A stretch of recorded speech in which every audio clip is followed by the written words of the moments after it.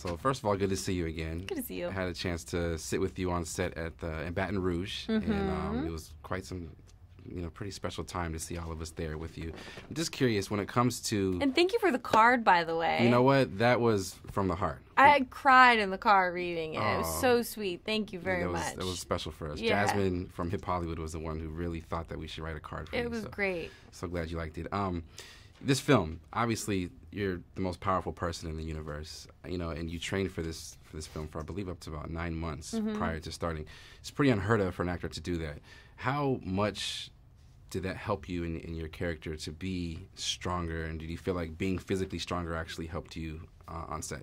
It helped me so much on set. I mean, it helped me with stamina just because it was long hours and a lot that was asked of me every day. And you think about, okay, I just got to get through this fight sequence that we're going to do all day for 12 hours, but you forget like how sore and painful it feels the next day. Yes. So to have a body that's conditioned and resilient in those moments was really important. It also just helped me mentally. I felt like I was able to sit in discomfort in a way that I hadn't previously. So being in things like harnesses, things that make you feel like you can't breathe or uncomfortable, I was able to kind of hit a very chill spot with that. And it's like important even right now. It's important to me, at least, to be able to talk about it and to say it's not just a concept or a hypothetical that a woman can be strong. It's not that it takes a CGI team in order to make a woman strong. Like, I am actually strong. Yeah, for sure. And speaking of that strength, I know when we go through things in life, we don't always recognize our own strengths probably in the moment. But you have people like Sam Jackson or your friends who are kind of like telling you, hey, you're stronger than you think you are.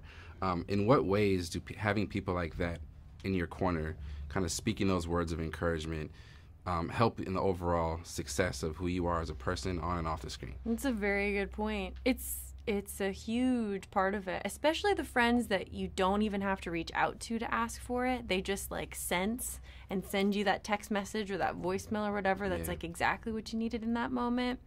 I feel like I'm being shot out of a cannon right now. So I'm kind of like flying around the world, talking about this movie and this brand new experience. And it's a powerful space to be in, but it's also vulnerable. And so to have people around me who are constantly reminding me of who I am is everything. For sure.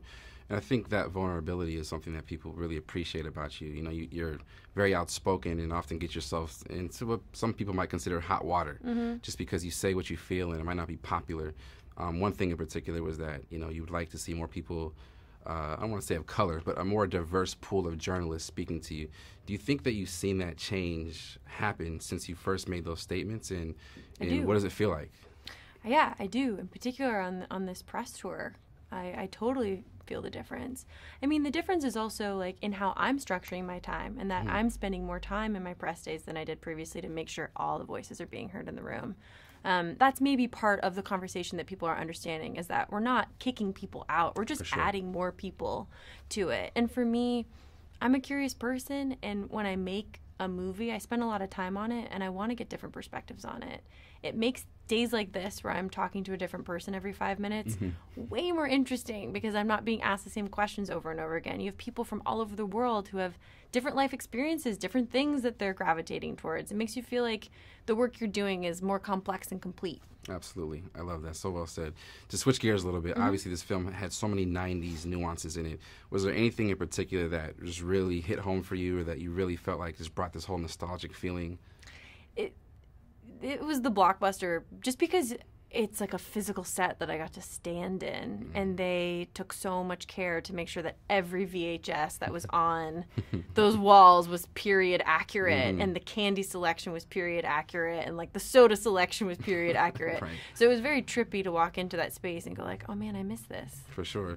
What do you appreciate most about, being able to live in the moment that you are today? We're obviously in 2019. It's a big difference from actors and the opportunities they had in the 90s. What are you most excited about today, being who you are in your skin today? I mean, I don't know what it was like to be an actor in the 90s, but I do know for myself, like, being able to step into this role has allowed me a certain level of kind of like currency in a way that I've been able to utilize to make change even outside of the industry, and that has been really important to me.